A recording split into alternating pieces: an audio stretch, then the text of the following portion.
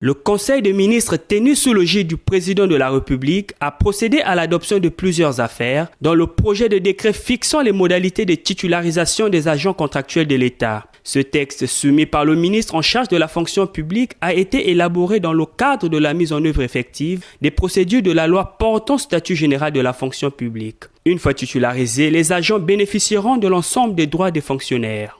Les articles 6 à 9, quant à eux, déterminent les effets de la titularisation.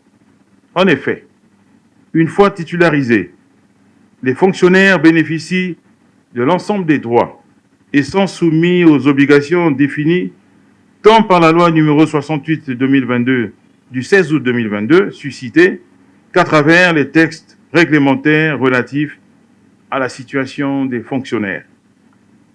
Ils sont de ce fait placés sous le régime réglementaire des pensions de fonctionnaires.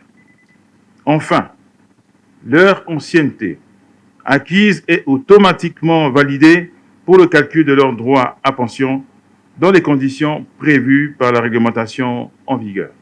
Par ailleurs, le ministre en charge de la fonction publique a aussi soumis à l'approbation des membres du gouvernement les projets de décret fixant l'organisation des attributions et fonctionnement des conditions administratives paritaires, celui fixant les conditions pour accéder au corps hors catégorie, ainsi que le projet de décret précisant les conditions d'avancement des fonctionnaires. Les différents projets de décret seront transmis à l'Assemblée nationale pour validation.